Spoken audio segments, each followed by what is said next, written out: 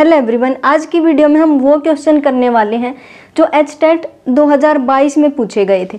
तो सबसे पहला जो सवाल पूछा गया था वो ये था कि 135 डिग्री को रेडियन में कन्वर्ट करना था। तो जब भी हमारे पास कोई भी सर्किल दिया जाता है तो वो उसके सेंटर पर 360 डिग्री का एंगल बनाता है और इसी 360 डिग्री को रेडियन में 2 पाई लिखते हैं। और यहाँ पर जो 2 पाई है वो किसके इक्वल होगा? 360 डिग्री के इक्वल होगा, क्योंकि ये तो रेडियन में कंप्लीट एंगल होता है और ये डिग्री में कंप्लीट एंगल होता है। तो यहाँ से जो पाई रेडियन है उसकी वैल्यू क्या आ जाती है? 180 डिग्री आ जाती है। और यहाँ से 1 रेडियन किसके इक्वल होता है? पाई अपॉन 180 डिग्री इसके इक्वल होता है। अब हमें क्या करना है? 135 डिग्री को रेडियन में कन्वर्ट करना है। एक रेडियन किसके इक्वल है? पाई अपॉन 180 डिग्री के इक्वल है। तो हमें क्या करना है? इसको रेडियन में कन्वर्ट करना है। तो हम रेडियन में कन्वर्ट करने के लिए क्या करते हैं? इसको पाई अपॉन 180 डिग्री से क्या करते हैं? मल्टीप्लाई कर देते हैं।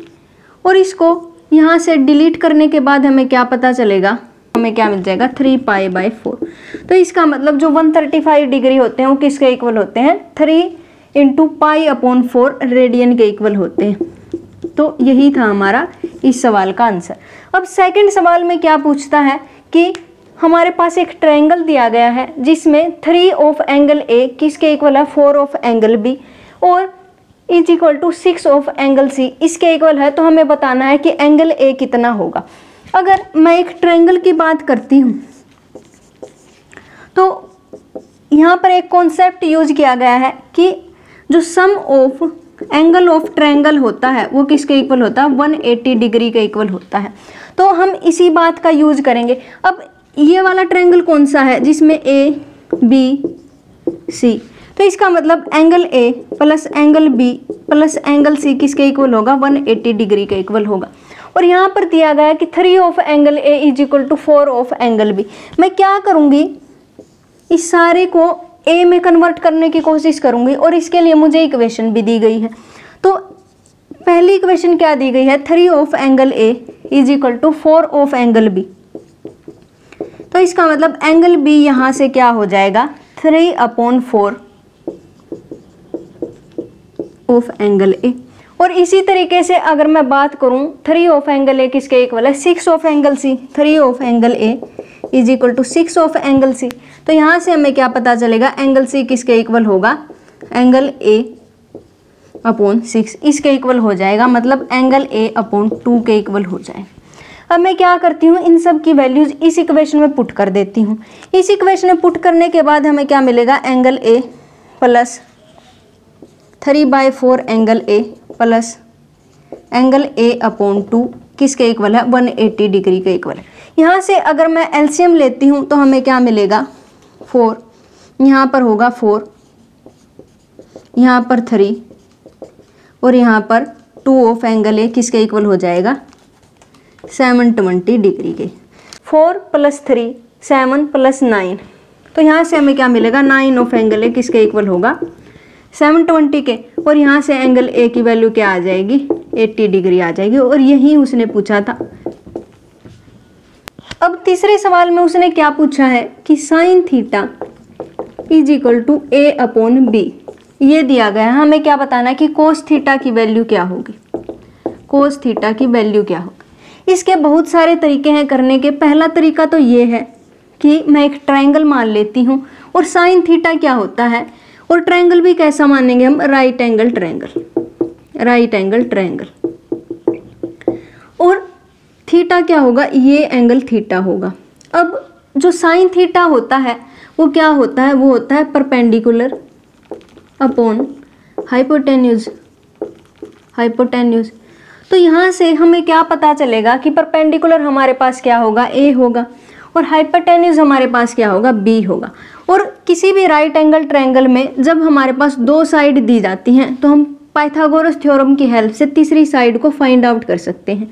तो यहाँ से हमें क्या पता चलेगा? मैं इसको x मान लेती हूँ और हमें पता है कि बेस का स्क्वायर प्लस परपेंडिकुलर का स्क्वायर हाइपोटेन्यूज के स्क्वायर के इक्वल होता है। तो यहाँ से एक्स स्क्वायर किसके इक्वल होगा, B square minus A square, और यहाँ से एक्स की वैल्यू हमें क्या मिल जाएगी, plus minus B square minus A square, ये हमें वैल्यू मिल जाएगी। लेकिन डिस्टेंस है, डिस्टेंस तो पॉजिटिव में ही होती है, तो यहाँ पर पॉजिटिव ही रखेंगे, तो इसकी वैल्यू कुछ ऐसी मिल जाएगी इस साइड की। अब क्या कहता है कि हमें कोस थीटा की वैल्यू फाइंड आउट करनी है। अगर मैं कोस थीटा की वैल्यू फाइंड आउट करना चाहती हूँ तो क्या बनेगा, बेस अपॉन हाइपोटेन्यूज।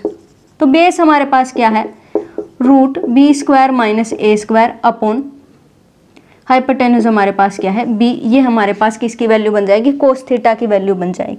और इसका एक और तरीका है सोल्व करने का, वो क्या है, हमारे पास एक आइडेंटिटी होती है sine square theta plus cos square theta is equal to 1। और यह आइडेंटिटी इसलिए है क्योंकि मैं थीटा की कोई भी रियल वैल्यू यहाँ पर पुट करती हूँ तो हमेशा left hand side right hand side के इक्वल ही रहती है।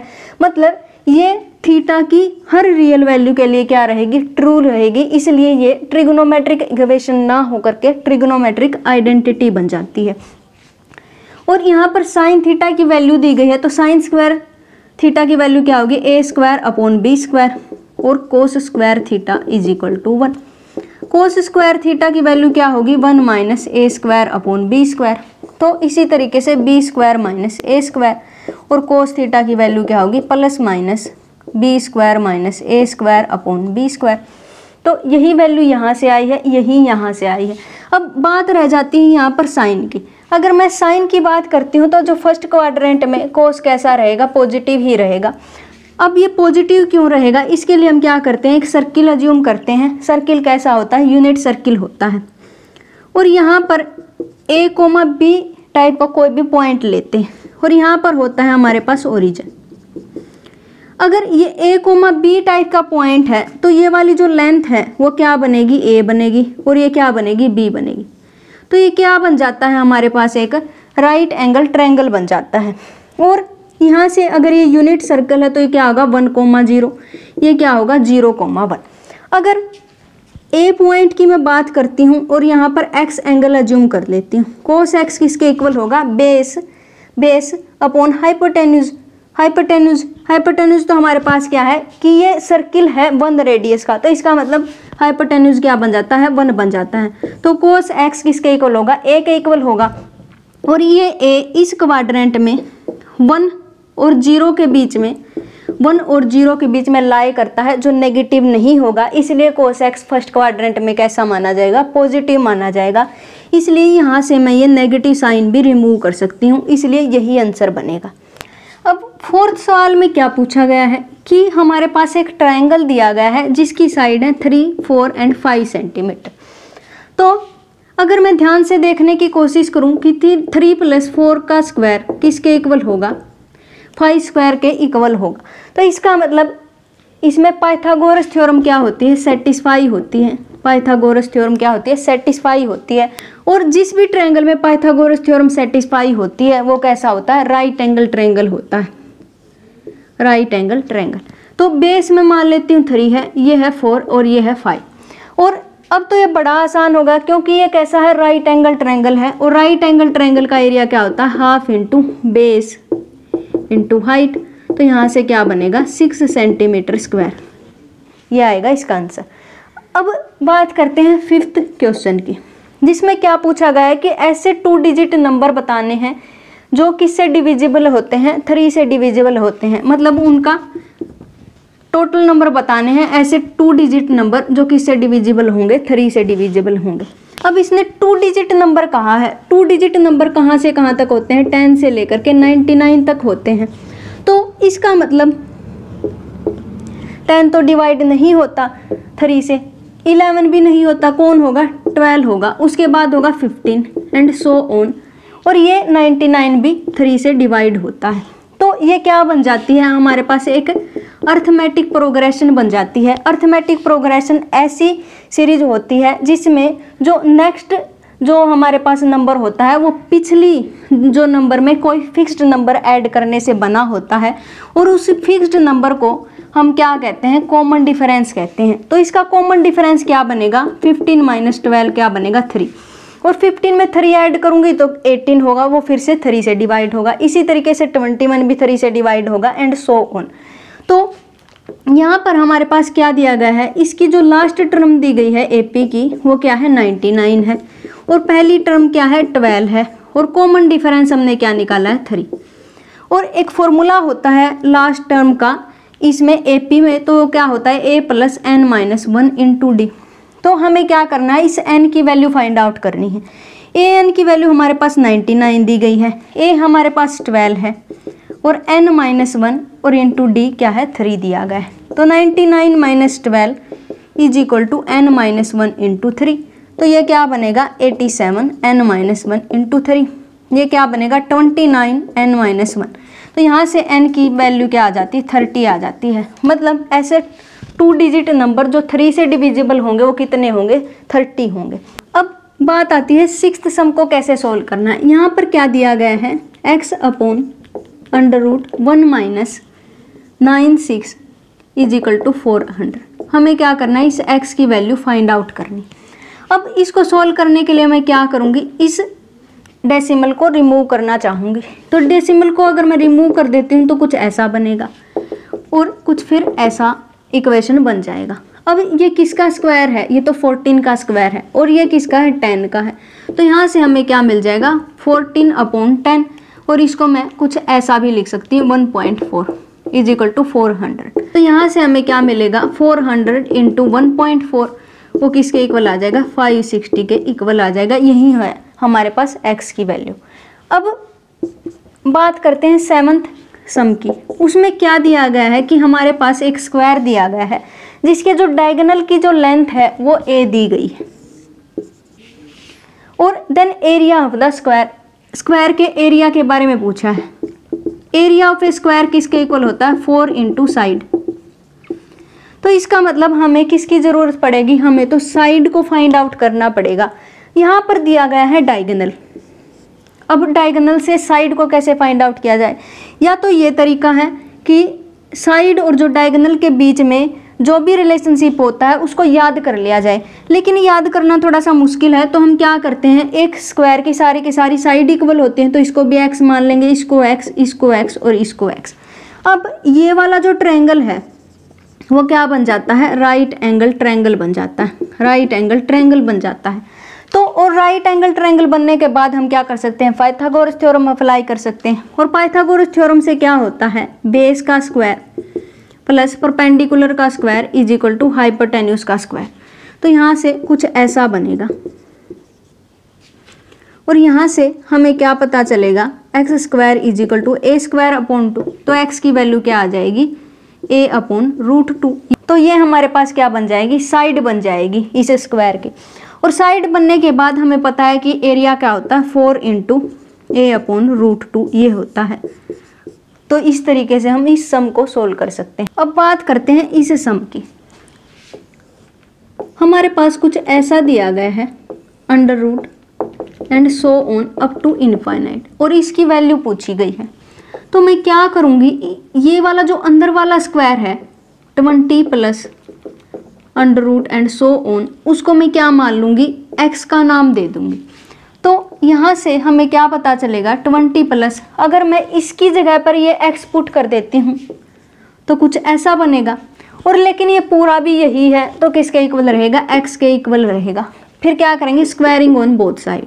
तो x² किसके इक्वल बनेगा 20 plus x, x² minus x minus 20 = 0। तो यहाँ से इसको फैक्टराइज कर सकते हैं हम कैसे प्लस ऐसे, और यहाँ से हमें क्या मिलेगा +4x - 5 = 0। x की वैल्यू क्या बनेगी -4 एंड 5। लेकिन x की वैल्यू हम यहाँ पर 4 ऑप्शन दिए गए थे, उनमें से किसी में भी नेगेटिव वैल्यू नहीं दी गई थी। तो इसका मतलब इसकी वैल्यू क्या बनेगी 5 ये वाली बनेगी। अब बात करते हैं 9th सम की। उसमें हमने यहाँ पर एक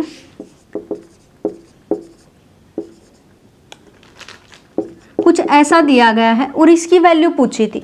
अब ये 35 फिर से क्या करता है रिपीट करता है, और रिपीट करता है तो हमें इसकी वैल्यू फ्रैक्शन में बतानी थी कि क्या होगी। इसके लिए हम क्या करते हैं, जब भी हमारे पास ऐसा कोई भी सम दिया जाता है, हम ये देखते हैं कि बार के अंदर कितनी डिजिट हैं।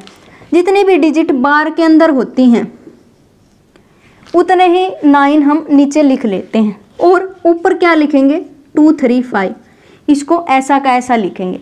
अब यहाँ पर उतनी ही 0 ऐड करते हैं जो डिजिट पॉइंट के बाद बिना बार के रह गई हैं। तो क्या रहेगा, एक डिजिट है जो बिना बार के रह गई है पॉइंट के बाद, इसलिए इसका आंसर क्या बनेगा, ये बनेगा। अब बात करेंगे 10th क्वेश्चन की। उसमें पूछा गया है कि ये वाली जो इक्वेशन है इसके जो रूट्स हैं वो कैसे दिए गए हैं, इक्वल दिए गए हैं। तो हमें क्या करना है, k की वैल्यू फाइंड आउट करनी। तो 2x² plus kx plus 3 is equal to 0, ये हमारे पास एक इक्वेशन दी गई है और इसके जो रूट्स हैं वो ये बताया गया है कि इक्वल होते हैं। कोई भी हमारे पास क्वाड्रेटिक इक्वेशन हो इस तरीके की, उसके रूट्स इक्वल कब होते हैं, जब हमारे पास b² माइनस 4ac क्या हो जाता है, 0 के इक्वल हो जाता है। अब यहाँ से अगर मैं इसको इस इक्वेशन से कंपेयर करती हूँ तो a की वैल्यू 2 मिलेगी, b की वैल्यू k और c की वैल्यू 3 मिलेगी। इस इक्वेशन में पुट करने के बाद हमें क्या मिलेगा, k² माइनस 4 इंटू 2 इंटू 3, जो क्या बन जाएगा k² minus 24 is equal to 0। तो यहाँ से क्या बनेगा, k² इज इक्वल टू 24। तो यहाँ से हमें क्या पता चलेगा, प्लस माइनस k की वैल्यू ये रहेगी। और अब 11th क्वेश्चन में क्या पूछा गया है कि हमें इसकी वैल्यू बतानी है। ये हमारे पास कोई भी मिक्स्ड फ्रैक्शन दिया गया है यहाँ पर और इसके मल्टीप्लाई में 99 दिया गया है। तो हम क्या करेंगे, मिक्स्ड फ्रैक्शन जब भी होता है इन दोनों की मल्टीप्लाई करके क्या ऐड करते हैं, ये डिवाइडेड बाय 99 इंटू 99। एक 99 यहाँ पर है, एक 99 यहाँ पर है, तो क्या हो जाएगा, डिलीट हो जाएगा। और फिर हम क्या कर लेंगे, इसकी वैल्यू फाइंड आउट कर लेंगे, वही क्या बनेगी, इसका आंसर बनेगा। तो यही थी हमारी आज की वीडियो जिसमें हमने HTET 2022 में आए हुए कुछ क्वेश्चन किए हैं। इसे नेक्स्ट वीडियो में भी हम HTET 2022 के क्वेश्चन सोल्व करेंगे। तब तक के लिए stay connected, have a nice day, thank you.